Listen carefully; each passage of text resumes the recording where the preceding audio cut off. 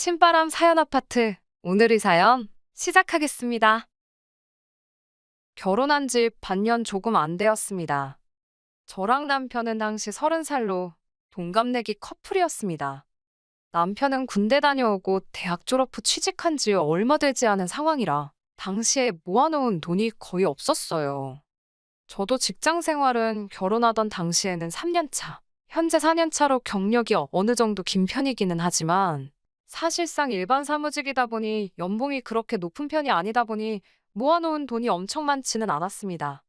제가 모아놓은 돈이 5천만 원이었고 친정에서 결혼한다고 4천을 도와주기로 했어요. 그래서 제가 9천을 해가게 되었고 남편의 경우에는 모아놓은 돈이 따로 하나도 없었지만 시댁에서 1억을 해주기로 했습니다. 남편이 모아놓은 돈을 가지고는 신혼여행 및 결혼식 비용을 하기로 했어요. 그러니 따지고 보면 남편이랑 시댁이 2천 정도를 더 해온 거나 마찬가지지요. 그런데 거기에 더불어서 시부모님이 노후자금으로 가지고 계신 돈 6천만 원을 저희가 따로 빌리게 되었습니다.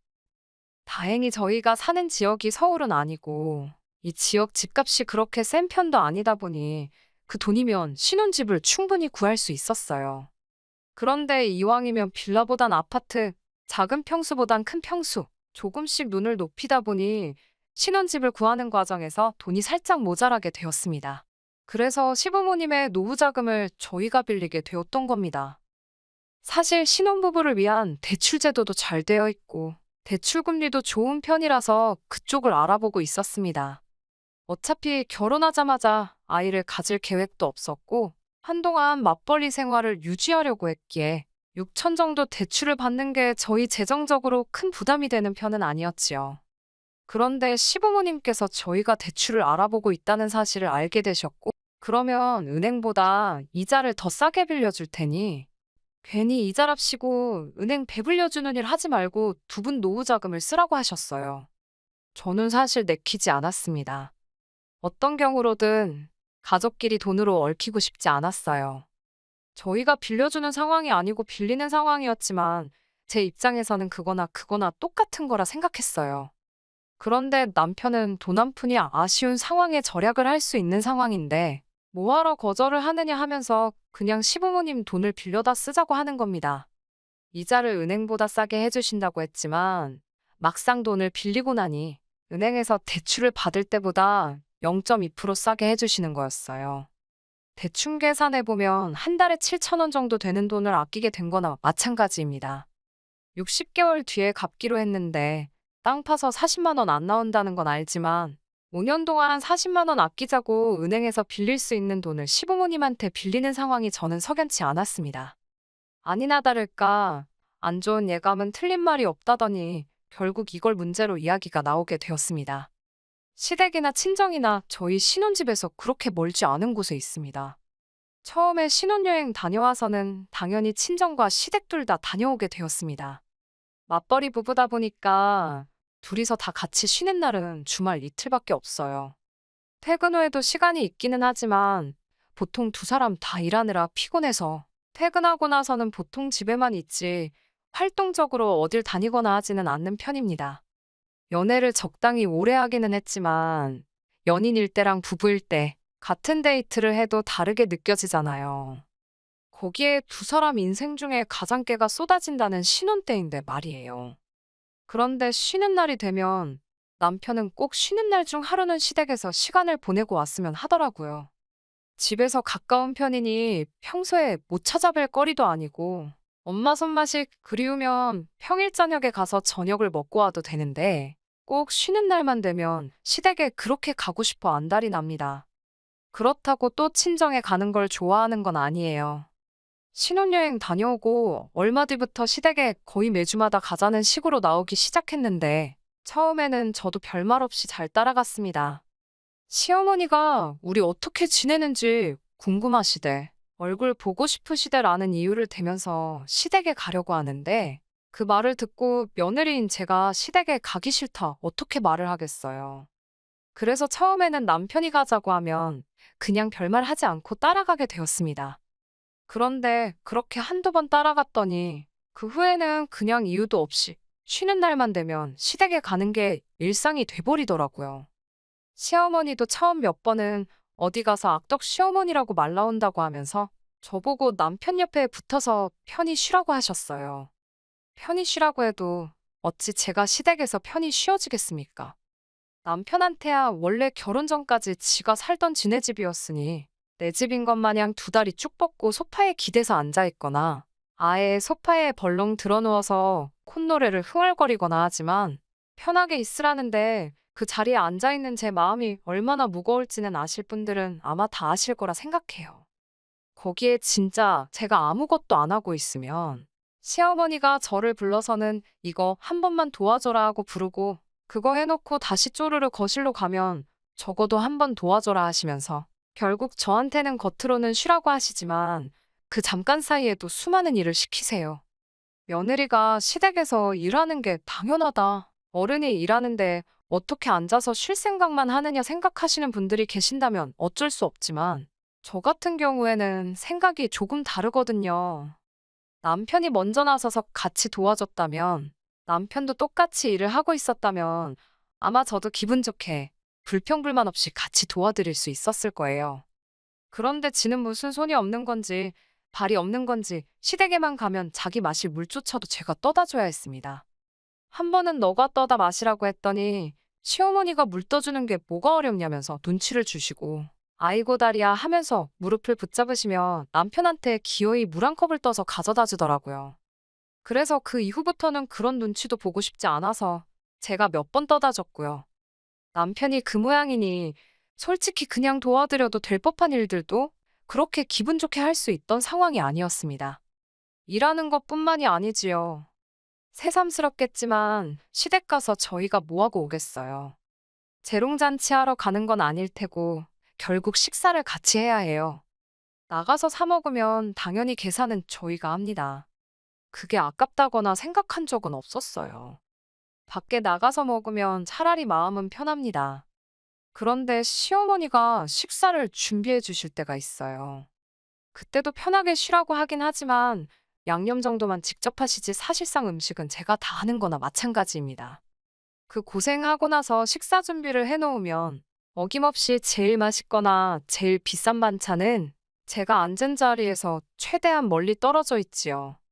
밥상이 무슨 임금님 수라상도 아니고 솔직히 팔을 쭉 뻗으면 못 먹을 것도 없어요. 저한테서 위치를 멀게 하면 멀게 할수록 저는 더욱더 아랑곳하지 않고 팔을 최대한 뻗어서 집어옵니다. 아니면 남편 시켜서 저게 나한테 너무 멀리 있네 하면서 제 밥 위에 올려놓게 만들어요. 그러면 시어머니가 예를 들면 그날 LA 갈비를 해주셨다면 요즘 갈비값이 어쩌네 저쩌네 하면서 재료값 이야기를 그렇게 하십니다. 그러고 나서 주변에 있는 다른 반찬들을 제 밥 위로 집어주면서 이것도 맛있으니 먹어봐라. 저것도 맛있으니 먹어봐라 하면서 최대한 제가 LA 갈비를 못 먹게 그렇게 노력을 하세요. 어머님 딴에는 최대한 티 안 나게 잘해주는 척 명연기를 하고 있다고 생각하실 테지만 솔직히 제 입장에서는 그 의도나 속셈이 뻔히 보입니다. 그래서 저도 어머님이 제 밥 위로 다른 싸구려 반찬들 올려주시면 저는 이거 싫어해요. 저거 싫어해요 하면서 남편 밥 위로 올려주고 아랑곳하지 않고 갈비 집어먹고 그랬지요. 그런다고 해서 다음번에 바뀌는 게 있는 건 아니지만 적어도 집에 가서 소갈이는 안 하려고 그 정도 노력은 하고 있어요. 시댁에서 있던 일들은 저 혼자만이 아니라 이 세상 그 어떤 며느리분들도 다들 겪을 일들이니 그건 둘째 치더라도 저를 더 열받게 하는 건 남편의 태도였습니다. 제가 시댁에 가면 많이 불편하다, 고생 많이 하고 온다, 그런 거 알아달라고 하는 것도 아니었습니다. 다만 남편이 둘이서 같이 쉬는 날 포기하고 저는 오히려 회사 다니는 것보다 더 많은 스트레스를 받는 건 아는지 모르는지 계속 시댁에만 가자고 하는 게 처음엔 이해가 가지 않았어요. 지 가족, 지 부모님 보고 싶어서 그러는 거 이해하겠는데 저도 제 가족이 있고 제 부모님이 있고 친정 부모님도 저희 신혼집에서 엎어지면 코다울 거리에 계십니다.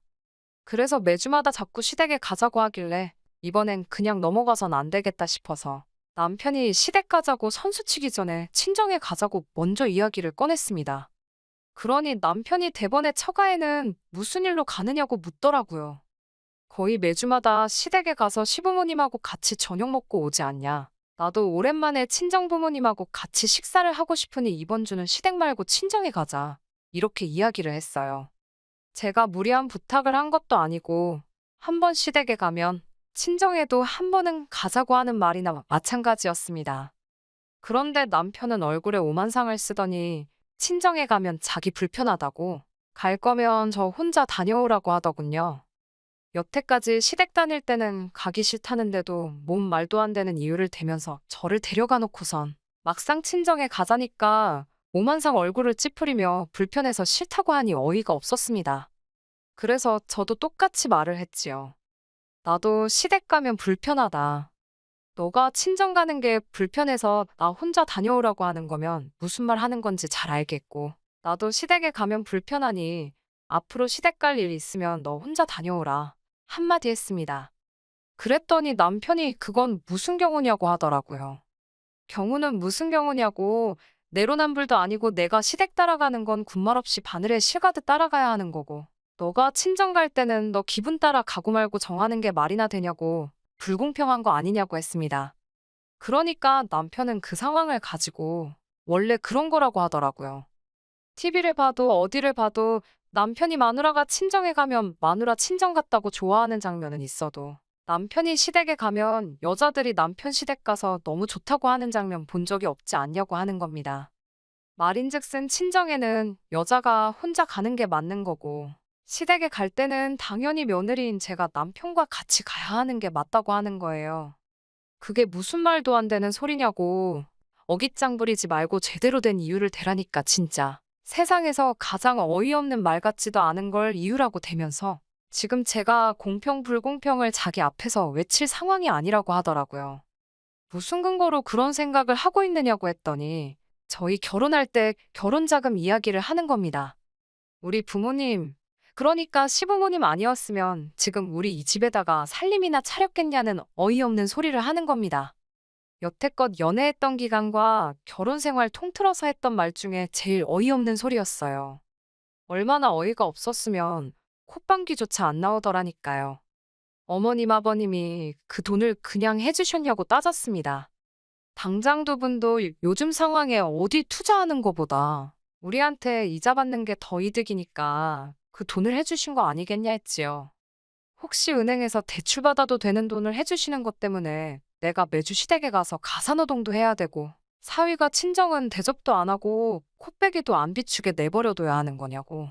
그러면 당장에 은행 가서 대출을 받아올 테니 시부모님한테 그 돈 돌려드리라 했습니다.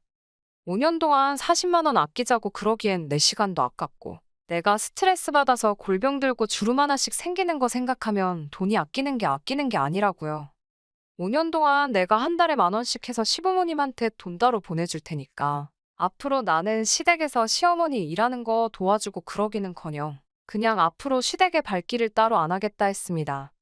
그리고 다시 한번 당장에 은행부터 가서 일주일 내로 시부모님하고 금전관계 청산해 놓으라고 했어요.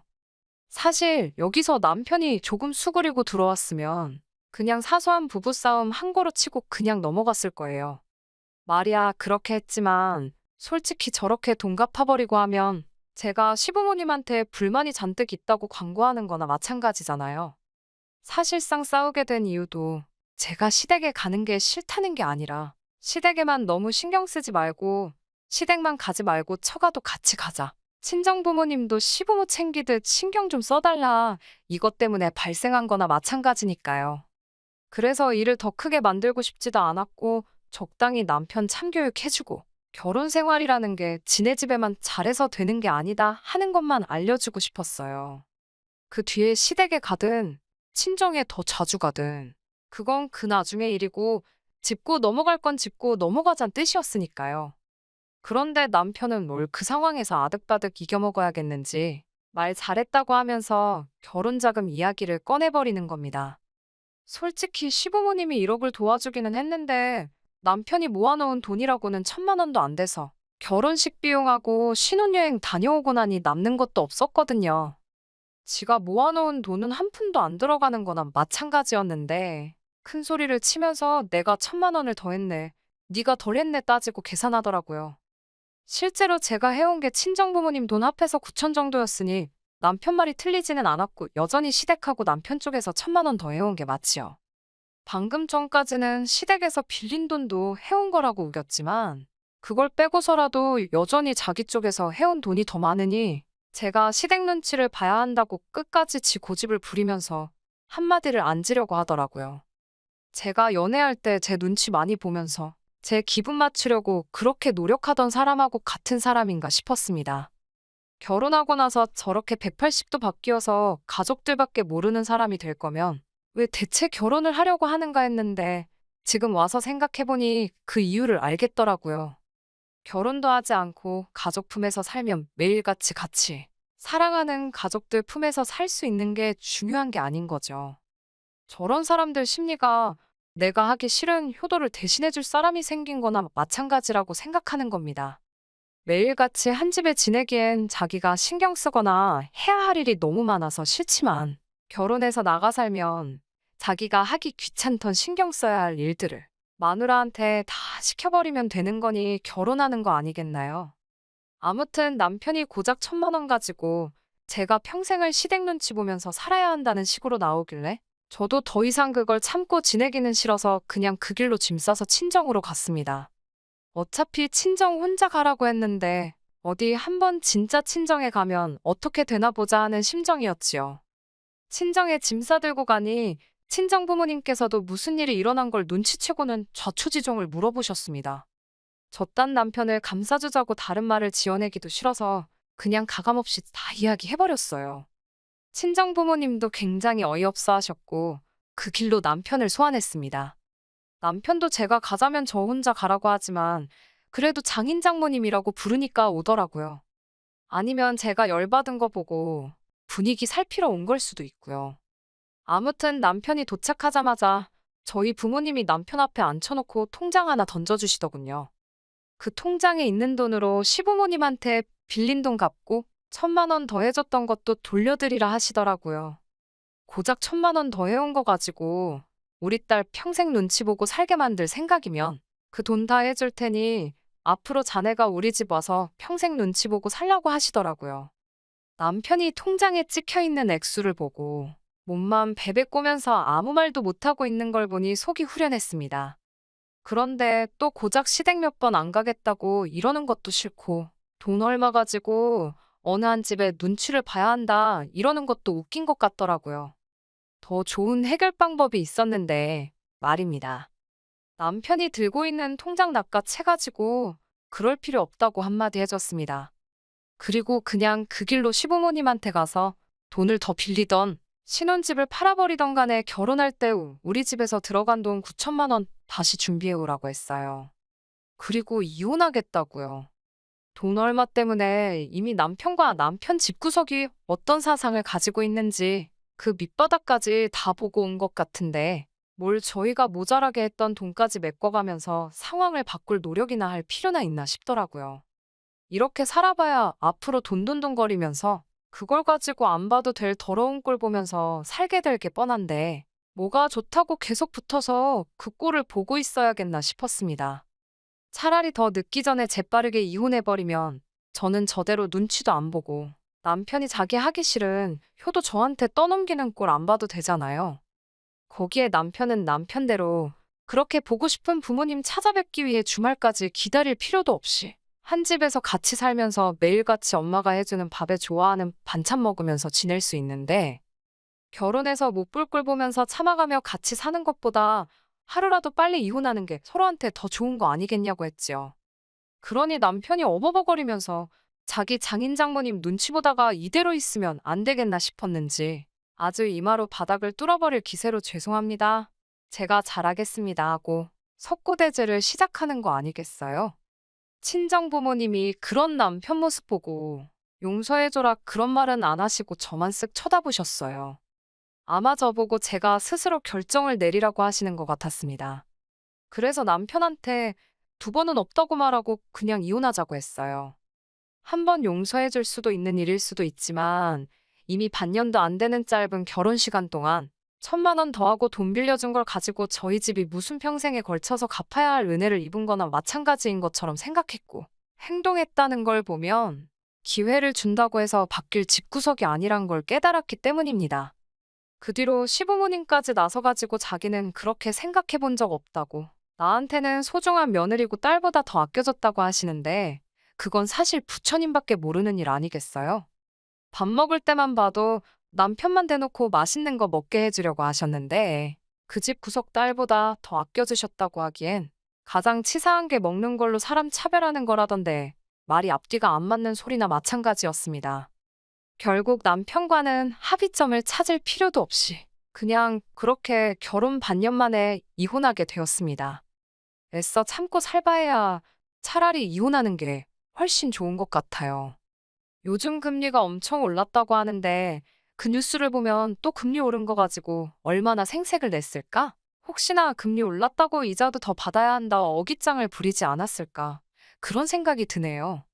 반년 만에 이혼하게 돼서 사실 주변에서 수군거리는 거 들어야 했고 눈치를 봐야 했지만 그거 길어봐야 한 달도 안 돼서 다 사라지더라고요. 세상 사람들이 생각보다 남의 일에 크게 관심이 없는 것 같더라고요. 괜한 걱정 때문에 아무것도 안 하고 참고 사는 것보다는 잠깐 눈치 보이더라도 속 시원하게 제가 하고 싶은 대로 사는 게 정답인 것 같습니다. 안녕하세요. 저는 사랑하는 남편과 서로 의지하며 알콩달콩 살고 있는 30대 초반의 여성입니다. 깨물어서 안 아픈 손가락 없다지만 덜 아픈 손가락은 있다더니 그 말이 정말인가 봅니다. 제 남편은 안 아픈 손가락이었나 봐요. 얼마 전 시부모님으로부터 충격적인 소리를 들었습니다. 남편은 두 번 다시는 시부모님을 보지 않겠답니다. 제 직업은 홈쇼핑 쇼호스트입니다. 어느 채널인지 무슨 방송을 주로 하는지는 말씀드리지 않을게요. 그러면 금방 알아보실 것 같아서요. 제 직업이 연예인은 아닌데 생각보다 은근히 알아보시는 분들이 계시더라고요. 이름 석자는 모르셔도 어디서 본 것 같은데 누구더라 이런 식으로요. 그럴 때면 감사하기는 한데 한편으로는 행동 하나하나에 조심스러워지기도 합니다. 덕분에 이 일을 시작하고 얼마 지나지 않아서부터는 인간관계에 있어서 꽤나 조심하는 편이에요. 괜한 구설수에 오를까 봐서요. 심지어는 주변에서 소개팅 자리를 주선해준다는 사람들도 있었는데 전부 다 거절할 정도였네요. 그러다 남편과 사랑에 빠졌습니다. 당시 남편은 저와 같은 직군에서 일하고 있었어요. 그렇다 보니 제가 처한 상황이나 제가 받는 스트레스를 잘 이해해 주더라고요. 저 역시 남편의 고충을 누구보다 잘 헤아려 줄 수 있었고요. 그렇게 서로가 서로를 보듬어 주면서 바쁜 와중에도 틈틈이 사랑을 키워나갔습니다. 그리고 1년간의 연애 끝에 양쪽 집안의 식구들과 친구들, 그리고 동료들로부터 많은 축하를 받으며 부부의 인연을 맺었네요. 사실 제 주변에는 외적으로 예쁘고 멋지고 잘난 사람들이 꽤나 많습니다. 그래서인지 다들 그렇게 서로의 외모와 직업, 배경 등을 중요하게 여기는 듯했어요. 특히 결혼할 때는 그뿐만 아니라 연봉이라던가 좀 더 세부적인 조건들을 많이 보는 것 같았고요. 저도 결혼은 현실이라는 말에 공감하기 때문에 절대로 사람들의 그런 기준이 잘못됐다고 생각하지 않습니다. 다만 제 주변 사람들을 보면 너무 그런 조건들에만 치중하여 결혼한 사람들은 얼마 지나지 않아서 이혼을 하거나 각방을 쓰는 식으로 사이가 틀어지고 멀어지더군요. 그래서 저는 결혼 전부터 그런 조건보다는 사람의 됨됨이를 봐야겠다고 생각했어요. 물론 경제력이나 외모도 중요하지만 저에게는 그런 건 주변 사람들의 중간값 정도만 되면 충분했습니다. 그런 의미에서 다정하고 섬세하고 남을 배려해주는 성품의 소유자인 남편이 제가 찾던 바로 그 사람이었어요. 하지만 결혼 생활을 해보니까 배우자의 됨됨이만으로 해결되지 않는 부분이 있더라고요. 그건 바로 배우자의 가족들이었습니다. 가끔은 콩 심은데 엉뚱한 게 나기도 한다는 걸 배웠다고 표현하면 적당할까요?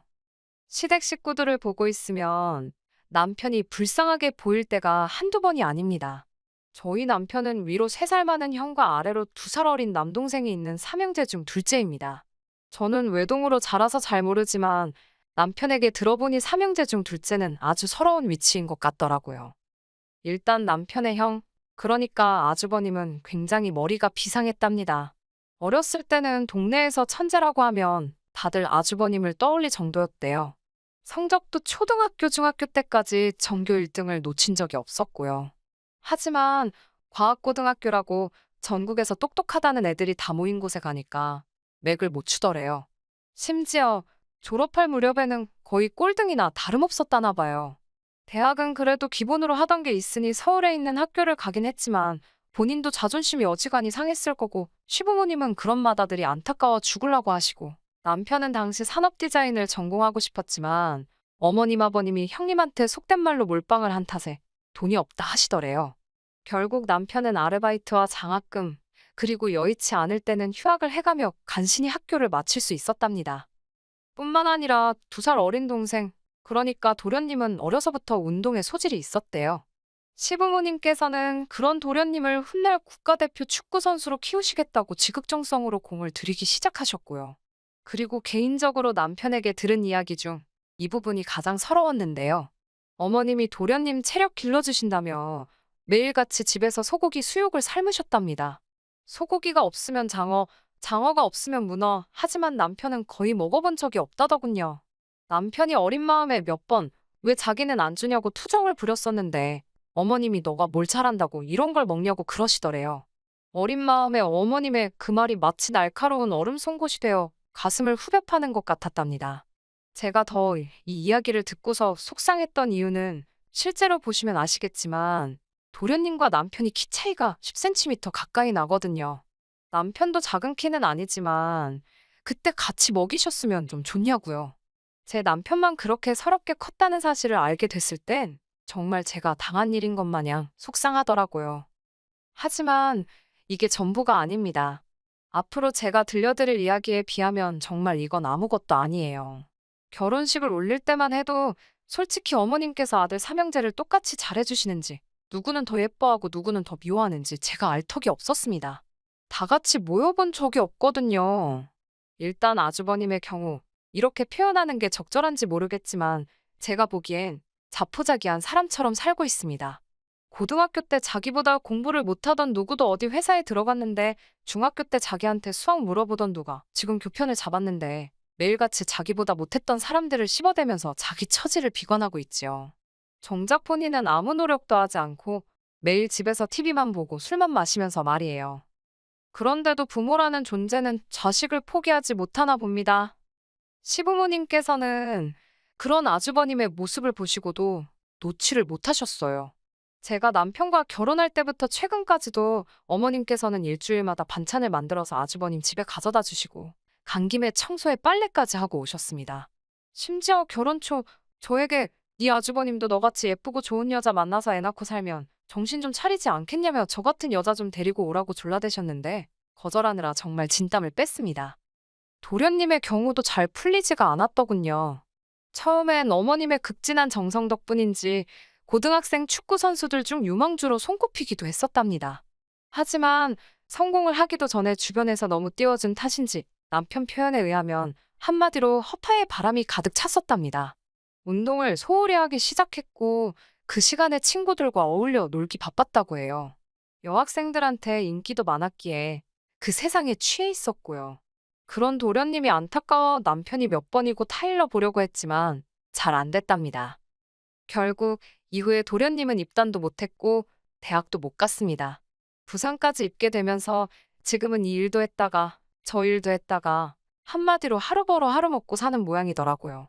그러다 한 번씩 시부모님이나 저희 남편한테 전화해서 용돈 달라 그러고 제가 어머님이라면 말이에요. 물론 잘 안 풀린 두 아들도 안타깝겠지만 그 와중에 혼자라도 잘 커준 둘째 아들, 그러니까 제 남편이 너무너무 기특할 것 같거든요.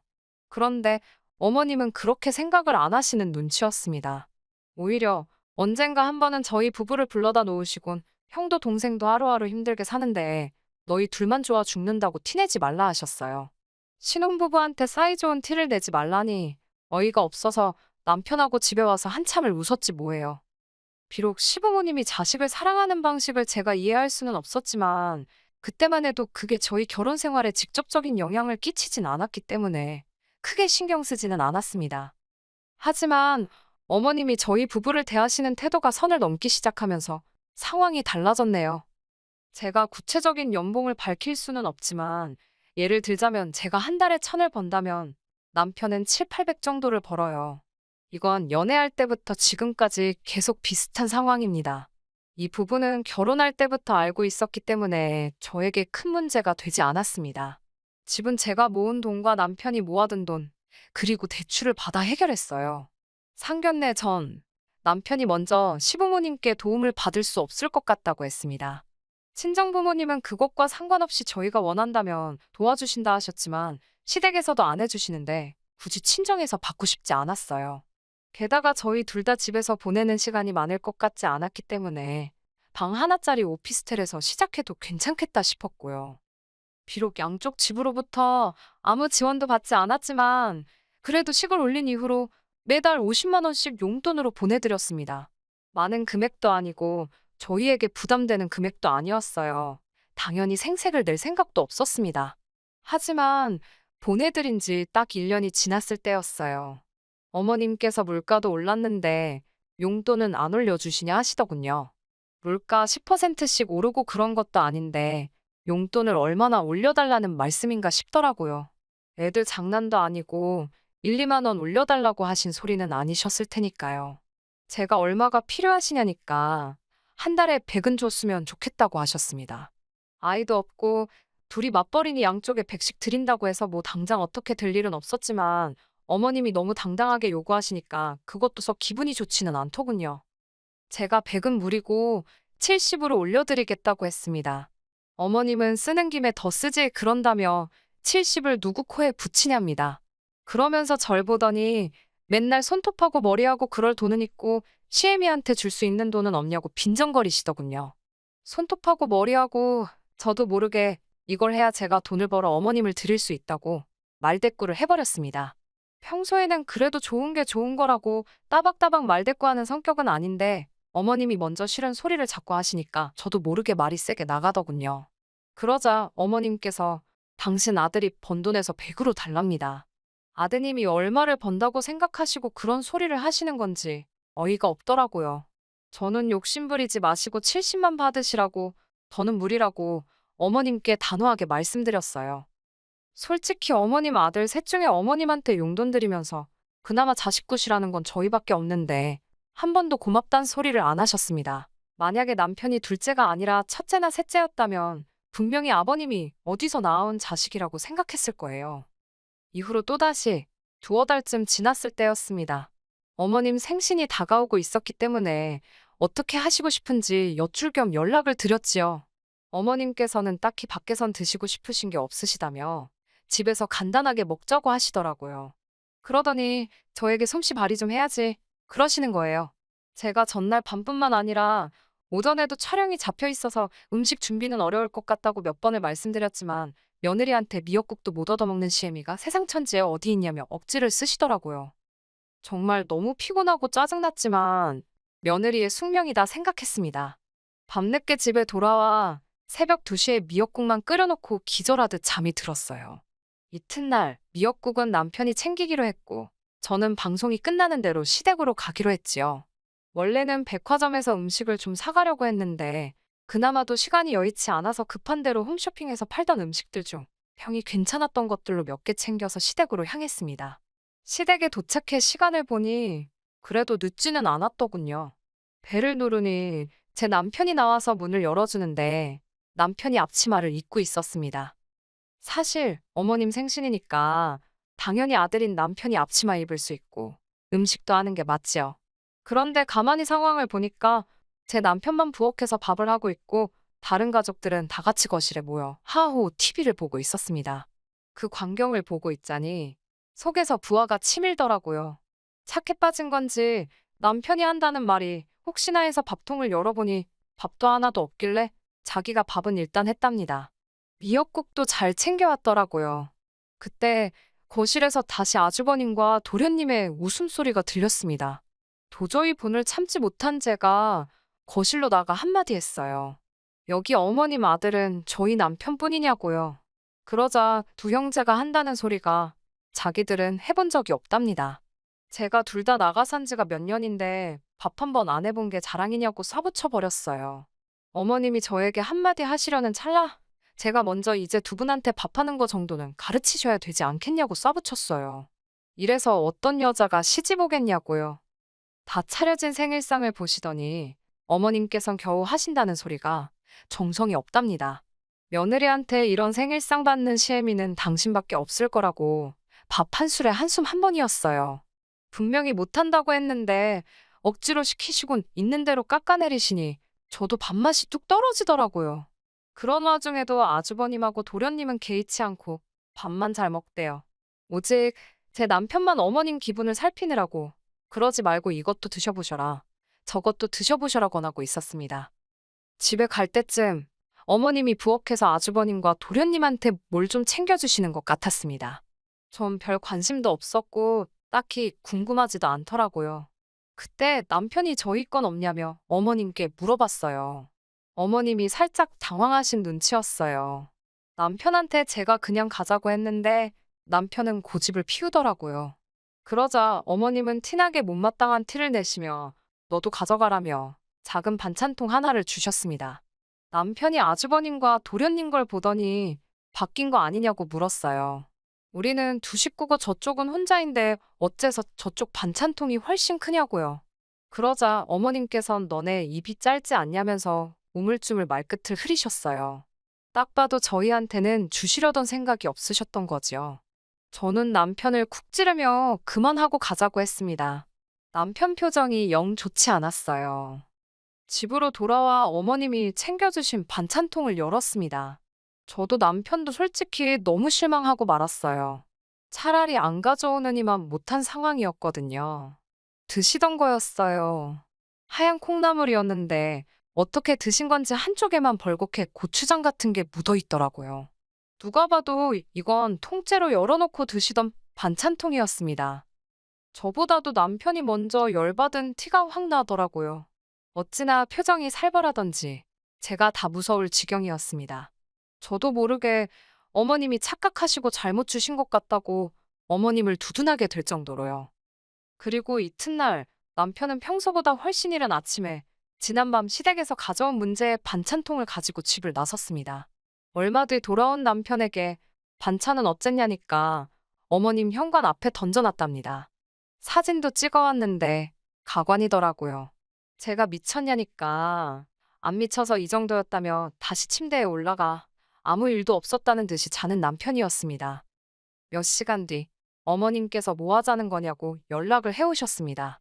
이미 관리사무소에서 남편이 그런 걸 다 확인한 참이라며 왜 그런 짓을 했냐고 물으시더군요. 저는 반찬통이 드시던 거던데 왜 그런 걸 주셨냐고 단도직입적으로 물었습니다. 어머님께선 미안하다는 말은커녕 준다고 안 했는데 갑자기 달라니까 그런 걸 주셨답니다. 아무렇지도 않다는 듯 말씀하시는 어머님 반응에 저도 좀 충격을 받았습니다. 그 이후로 한 3~4달 동안 어머님께 종종 연락이 왔지만 남편도 저도 거의 받지 않았어요. 받아봤자 좋은 소리 들을 것 같지도 않았고 무엇보다 남편이 원하지 않았거든요.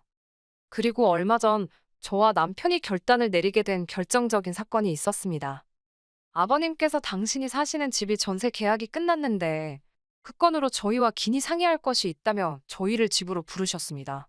아무래도 어머님과 남편의 사이가 냉전 중임을 아시고는 당신이 직접 연락을 하신 것 같았기에 차마 못 간다 소리를 할 수가 없었어요. 어머님 아버님이 사시는 집은 20평대 아파트로 서울 외곽에 위치하고 있었습니다. 그렇다고 시부모님이 아예 돈이 없으신 분들은 아니고 제가 알기로는 지방 어디에 땅을 제법 가지고 있다 들었습니다. 다만 그쪽에 개발 호재라던가 뭐 그럴듯한 소위 뉴스거리가 전혀 없어서 굳이 팔 이유도 살 이유도 없는 그런 땅이었어요. 그래도 어머님 아버님은 언젠가 좋은 소식이 있을 거라고 믿고 계셨지만요. 아무튼 어머님께선 평생을 지겹게 자식들 뒷바라지만 하면서 이 코딱지만한 집구석에서 살았더니 이제는 이 꼴이 나신다면서 최소한 방 4개는 있는 큰 집으로 이사를 가고 싶다고 하셨습니다. 그러면 자식들이 부부싸움이나 어떤 일로 서럽고 집에서 나오고 싶을 때 당신들 집으로 올 수 있지 않겠냐면서요. 남편은 아무 말 없이 듣고 있었고 저는 며느리로서 적당히 그럴듯하게 네, 정말요? 와, 같은 호응만 해드리고 있었어요. 물론 속으로는 부부싸움하고 자기 부모한테 가는 남자가 몇이나 있을까? 그런 생각을 하고 있었지만요. 그때 아버님께서 받으신 집을 핸드폰으로 보여주시면서 땅을 담보로 일단 대출을 받을 생각이라고 하셨습니다. 그리고 부족한 부분은 저희더러 대출을 받아달라 하시더군요. 제가 깜짝 놀라서 그걸 저희가 왜 대출을 받냐고 하니 너희도 부부싸움하게 되면 둘 중에 한 사람이 와서 쉬면 되지 않냐는 겁니다. 제가 너무 어이가 없어서 비어져 나오는 웃음을 간신히 참으며 어머님께 어떤 며느리가 부부싸움하고 시댁에 가서 쉬냐고 물었어요. 부부싸움하고 친정을 가면 갔지 시댁에 왜 가느냐고요. 그러자 어머님께선 제 남편을 바라보시며 너가 와도 되지 않냐고 하시더군요. 그러자 남편도 어머님을 쳐다보며 오면 반갑게 맞아주기는 할 거냐고 묻더군요. 그런데 남편의 말에는 날이 잔뜩 서 있어서 서늘하기까지 했습니다. 죄송하지만 이유가 어찌됐건 저희는 대출을 못 받아들인다고 확실히 선을 그었습니다. 그러자 두 분은 저희 남편을 바라보면서 자식 새끼 키워봤자 하나 소용없다십니다. 순간 아주버님하고 도련님도 대출받아서 보태는지 궁금해지더군요.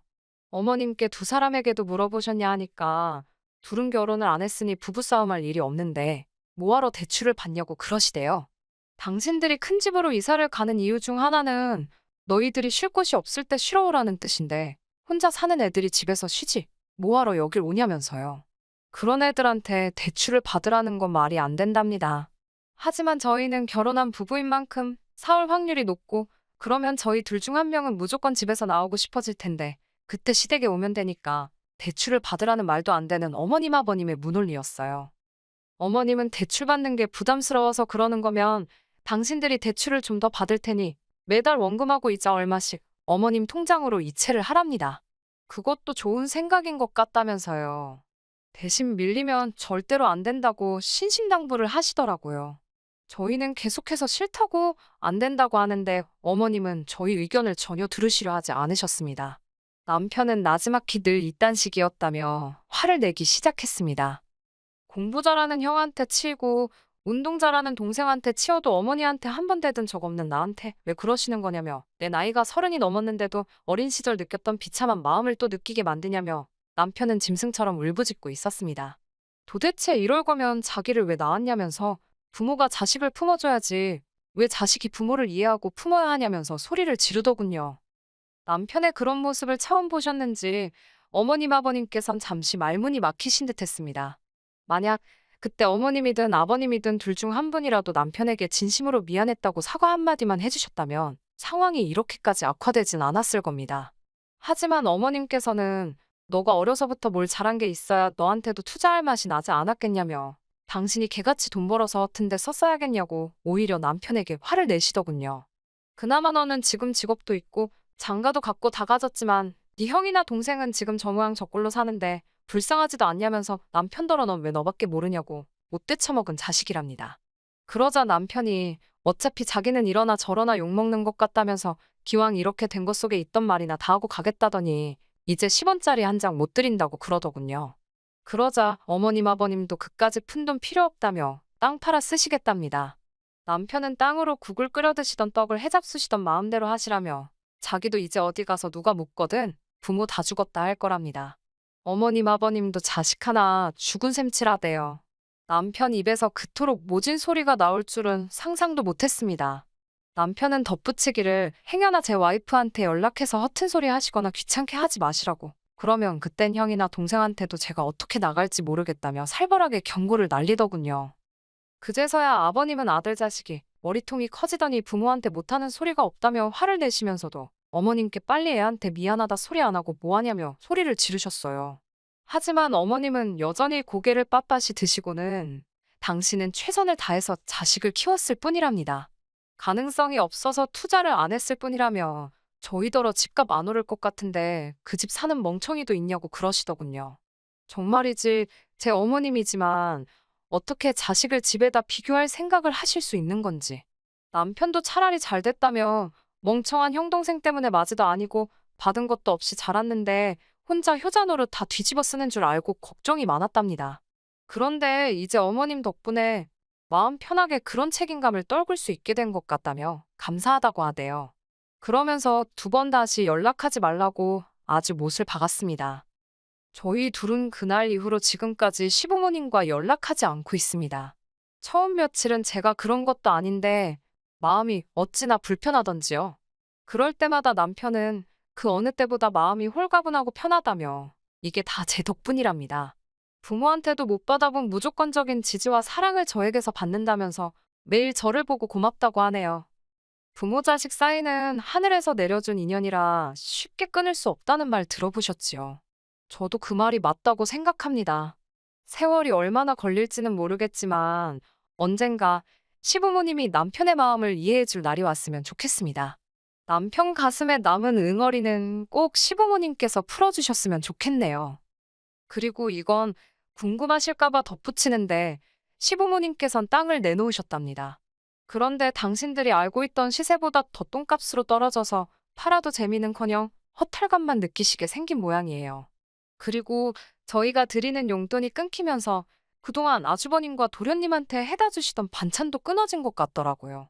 지금은 말 잘 듣는 며느리 보시겠다며 베트남 쪽 알아보고 다니신다는데 저도 두 분이 도대체 무슨 생각을 하고 사시는지 모르겠네요. 쓰잘데기 없는 관심은 치우고 남편이랑 저 단둘이 즐겁게 살겠습니다. 안녕하세요. 30대 초반의 여성입니다. 이기적인 시어머니와 우유부단한 남편 때문에 얼마 전 이혼했습니다. 지인이 저에게 그러더군요. 손바닥도 마주쳐야 소리가 나는 법인데 정말 시댁만 잘못해서 이혼을 했겠냐고요.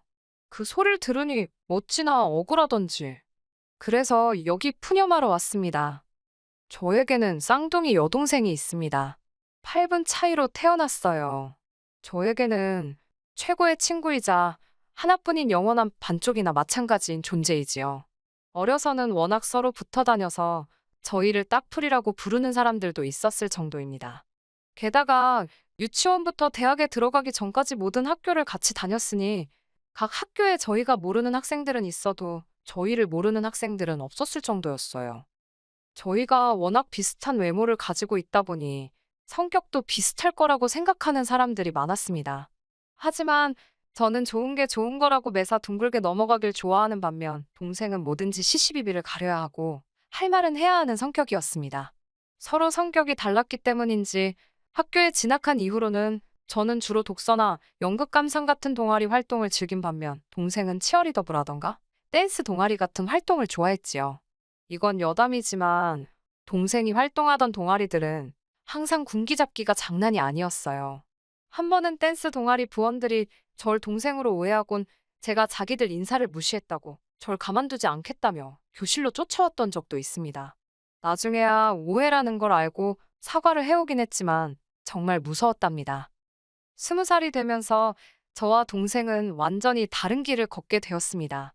고등학교 졸업 후 다른 학생들과 마찬가지로 평범한 대학 생활을 시작한 저와 달리 동생은 연예인이 되겠다며 작은 소속사의 연습생으로 들어갔거든요.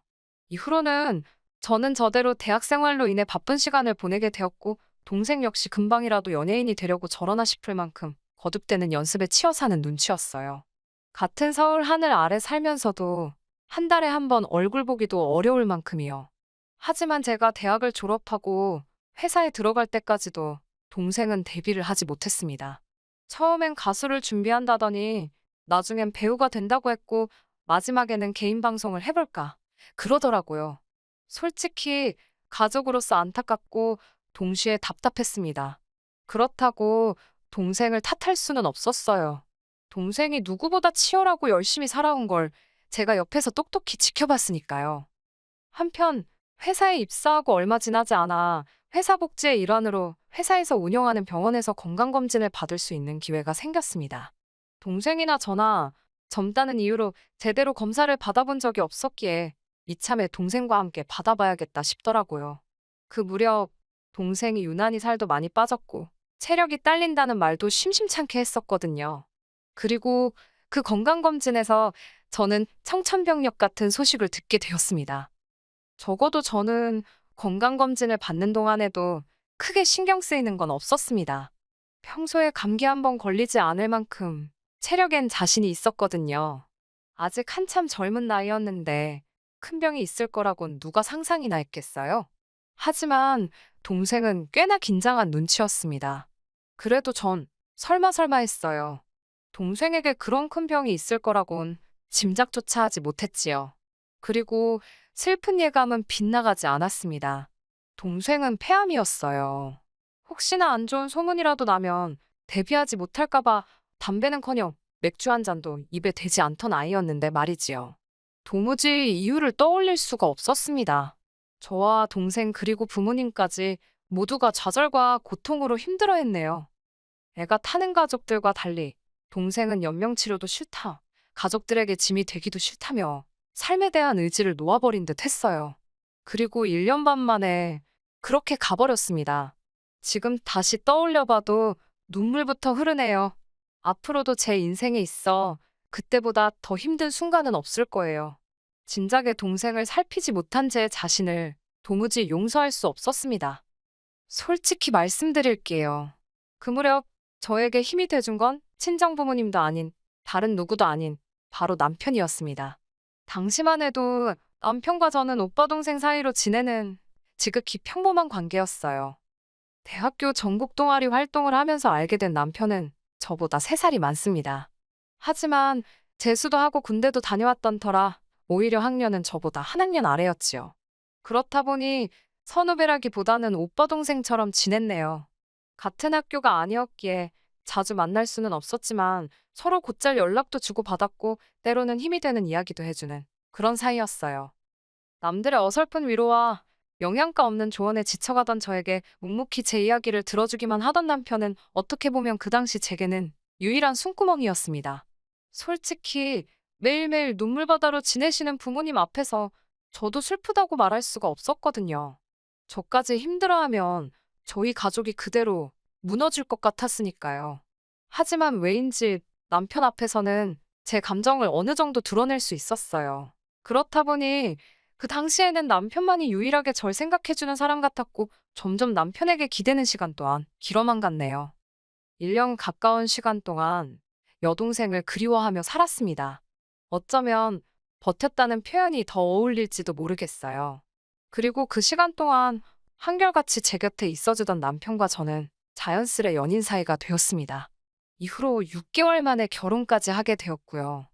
하지만 지금 돌이켜 생각해보면 슬픔의 구렁텅이에 잠겨있던 제가 눈이 멀었던 걸까요? 변명 같지만 그때는 정말이지 너무 힘이 들었습니다. 어디로든 숨고 싶었고 도망치고 싶었는데 그게 결혼이었나 싶습니다. 남편 또한 언제까지 제 편일 거라 생각했고요. 그때 왜 더 신중하지 못했는지 후회해도 소용없지만 그래도 후회스러울 뿐입니다. 왜 그런 소리를 듣고도 파혼을 안 했냐 하실까봐 이 이야기를 적을까 말까 고민을 했습니다만 기왕 푸념하기로 한 거 숨겨서 뭐 하겠어요. 다 털어놓겠습니다. 사실 남편과 연인으로 지낸 기간은 반년에 지나지 않으니까 당연히 시부모님이라던가 신우를 직접 만나볼 기회가 없었어요. 오빠 동생 사이에 굳이 집에 찾아가 인사를 드리고 할 만한 이유가 없었지요. 그래서 남편에게 프로포즈를 받자마자 가장 먼저 계획했던 일 중 하나가 시댁에 인사드리러 가는 일이었습니다. 남편 말로는 어머님도 신우도 성격이 괄괄해서 그렇지 속은 따뜻한 분들이라며 혹시 말을 좀 세게 하셔도 저더러 이해하라고 했습니다. 그리고 남편이 왜 그런 말을 미리 하면서까지 연막을 쳤는지 만나보니 확실히 알겠더라고요. 시어머니나 신우나 단지 성격이 괄괄한 게 아니라 이렇게 표현해도 될지 모르겠는데 정말 쌍스럽더라고요. 단지 거친 어휘를 쓰시는 것뿐만 아니라 듣는 사람에 대한 배려라곤 눈꼽만큼도 없었습니다. 사람의 외모나 생김새에는 정답이 없기에 함부로 평가해서는 안 되는 거잖아요. 저희 친정부모님도 그렇고 저도 타고나기를 마른 체형입니다. 잘 먹고 못 먹고의 문제가 아니라 체형 자체가 마른 체형이에요. 그런데 어머님께서는 절 위아래로 훑어보시더니 볼품이 없다. 딱 그게 첫마디셨습니다. 볼품이 없다고요. 어떻게 초면에 아무리 제가 인사를 드리러 온 자리라고 해도 그렇지. 볼품이 없다라는 표현을 쓸 수 있는 건지.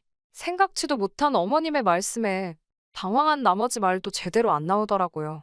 그래도 남편이 요즘에는 다들 이 사람처럼 되고 싶어서 돈 주고 살 뺀다며 누나도 그러지 않았냐고 저 대신 받아쳐 주더라고요.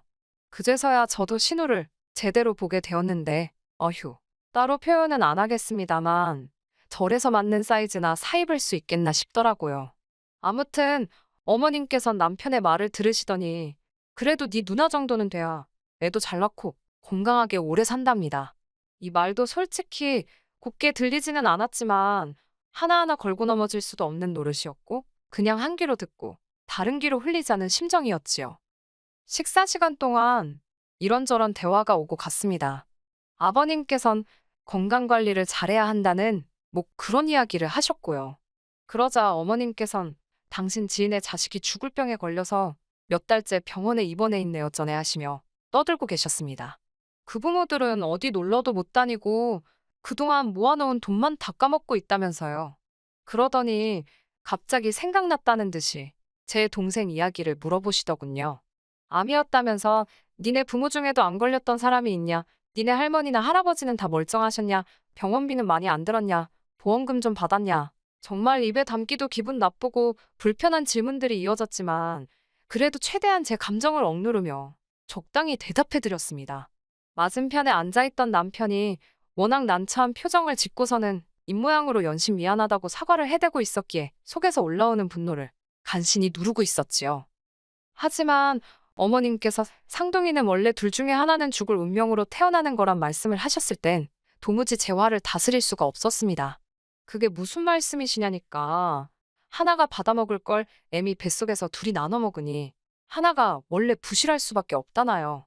그래서 원래 쌍둥이 중 하나는 뱃속에서 죽거나 아니면 나와서 죽는 게 운명이랍니다. 그리고는 한다는 말씀이 그래도 네 동생은 오래 버텼다야 거진 30년은 살다 간 거 아니냐며 운이 좋았다네요. 정말 얼마나 화가 나던지 온몸이 부들부들 떨리고 당장이라도 심장은 입 밖으로 튀어나올 것만 같았습니다. 제가 먼저 가보겠다고 인사도 하는 둥 마는 둥 말씀드리고 그 집을 도망치듯 뛰쳐나왔어요. 나중에서야 어떻게 그런 말씀을 하시냐고 소리라도 지를 걸, 과일 먹던 상이라도 걷어차고 나올 걸. 별의별 생각이 다 들었지만 그 당시에는 제 스스로 제 감정을 어떻게 주체할 수가 없었습니다. 당연히 제대로 대응조차 할 수 없었지요. 곧이어 남편이 저를 쫓아나왔습니다. 사람들이 다 보는 아스팔트 바닥에서 남편이 무릎을 꿇더니 미안하다고 사과를 하더라고요. 자기가 어머님께 말 조심하시라고 몇 번을 당부드렸는데도 저 버릇을 못 고치신다면서 자기라도 나서서 막았어야 하는데 설마 싶어서 지켜만 보다 이렇게 되었다며 정말 미안하답니다.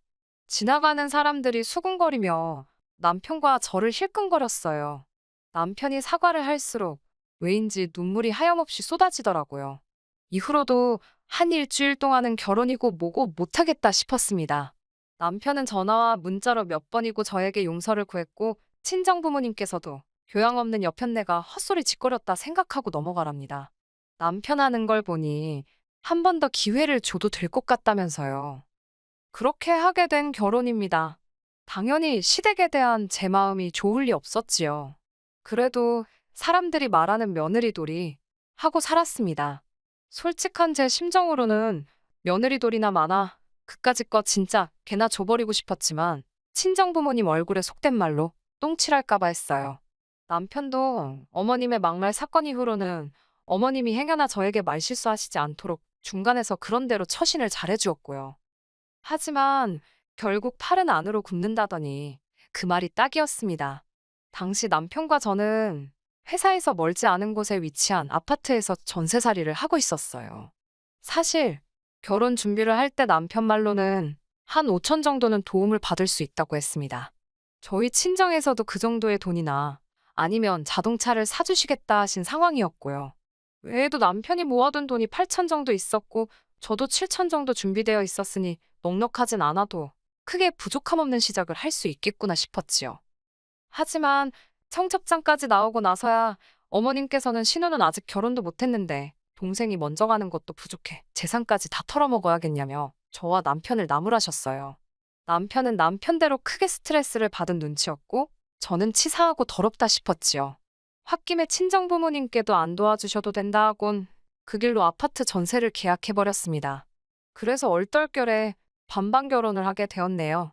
그때는 진짜 어이없고 솔직히 속상했는데 지금은 참 다행이다 싶어요.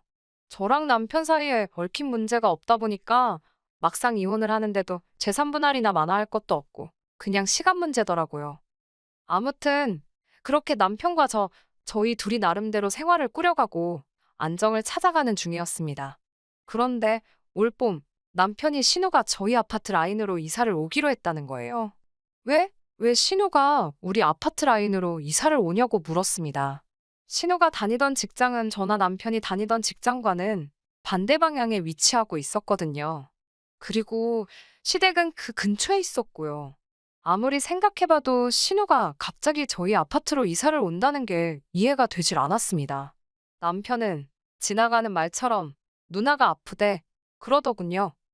제가 남편한테 이야기를 똑바로 하라고 지금 장난하는 거 아니라고 도대체 신우가 어디가 아픈데 우리 아파트로 이사를 오냐고 했습니다. 그러자 남편이 자기도 잘은 모른다면서 저더러 한다는 말이 저도 알다시피 어머님 아버님은 이제 이른을 바라보시는 나이 아니냐입니다. 어머님 아버님은 당신들의 건강 챙기기에도 바쁘신 분들 아니냐고요. 그런데 신우가 암에 걸렸답니다. 간암 2기라대요. 지금 당장이야 혼자서 병원도 다니고 뭐 생활하는데 큰 지장은 없겠지만 앞으로가 문제 아니겠냐며. 아무래도 어머님 아버님 곁에 있는 것보단 젊은 우리 곁에 있는 게 도움받기도 좋고 그럴 것 같아서 이쪽으로 이사를 오기로 했답니다. 제가 너무 어이가 없어서 누구 마음대로 누가 도와준다는 거냐고 따졌습니다. 그러자 남편이 말이 도움이라는 거지 해줄 것도 없답니다. 우리 먹을 반찬하고 그럴 때 누나 것도 조금만 더 해주면 좋고 누나가 차가 없으니까 어디 가고 그럴 때 저나 남편 중 시간 되는 사람이 태워다 주고 저더러 친언니다 생각하고 같이 카페도 다니고 그러랍니다. 가끔 청소 좀 도와주고요. 정말이지 그 정도면 된답니다. 제가 어처구니가 없어서 지금 어머님께선 아픈 딸 내팽개치시는 거냐고 자식이 아프면 부모가 챙겨야지 왜 제3자인 내가 사는 아파트에 신우만 덩그러니 보내시냐고 따졌습니다. 그러자 남편이 한다는 소리가 가관이었습니다. 어머님이나 아버님 두 분 다 하시는 말씀이 평생 살던 데 떠나면 무슨 재미로 사냐고 당신들은 원래 살던 데 계시고 싶다고요. 그리고 노인네들하고 환자하고 한 집에 있어봤자 서로 힘들기나 하지 않겠냐며. 저는 남편에게 신우가 이사 오는 날이 당신과 나 이혼하는 날인 줄 알라 했습니다. 내가 미쳤다고 신우 식모살이 하면서 병수발까지 들게 생겼냐고요. 그리고 남편이 예상한 것보다 제 반응이 훨씬 격했던지 남편도 더는 뭐라 말을 못하더군요. 그쯤에서 남편이나 신우가 말귀를 알아쳐먹었으면 이 사단까지는 안 났을 겁니다. 아니, 하다못해 어머님이라도 염치가 있으셨으면 이 지경은 안 되었을 거예요. 하지만 남편이 그새 어머님께 미주알고주알 일렀는지 이튿날부터 전화기에 불이 날 만큼 어머님께선 전화를 걸어오셨습니다. 요점은 어디 감히 여자가 먼저 이혼을 한 해 만에 소리를 하냐는 거였지요. 그리고 집에 데리고 살라는 것도 아닌데 그 아파트가 전부 다 네 거냐고 네가 뭔데 내 딸이 지발로 이사를 간다는데 못 오게 하냐입니다. 처음엔 듣고만 있었지만 나중엔 진짜 나를 뭘로 보고 이러시나 싶어서 저도 따박따박 떼들었어요. 이사 오는 저희가 눈에 빤히 보이는데 죄가 좋겠냐고요. 그러자 어머님께선 원래 시댁 식구가 아프면 며느리가 그런 수발 드는 거랍니다. 저더러 그런 것도 못 배우고 시집왔냐고 오히려 저를 이상한 사람 취급을 하시더군요. 어이가 없어서 제가 어머님께 매사 신보가 그런 식이시니 신우가 어머님 대신 벌 받는 거라 했습니다. 남의 여동생더러 팔자가 어쩌고 그래도 30년이면 운이 좋았다며 막말을 퍼붓지 않으셨냐고요. 신우는 곧 마흔이니 내일 가도 억울한 거 하나 없겠다며 저도 악담을 퍼부었어요. 어머님께선 저더러 미친 엑스라며 어디 감히 그런 말을 입에 담냐고 제정신이냐고 악을 쓰셨습니다. 전 제가 다 잊고 사는 줄 알았는데 어머님이 그때 하신 말씀이 어지간히 제 가슴 깊이도 박혀 있었던 모양입니다. 신우가 아프다는데도 불쌍한 생각이 하나 안 들더라고요. 그리고 그날 저녁 남편과도 대판 싸우게 되었습니다. 남편은 다짜고짜 어머님한테 네가 한 말이 사실이냐며 어떻게 그런 소리를 할 수 있냐고 고래고래 소리를 질렀습니다.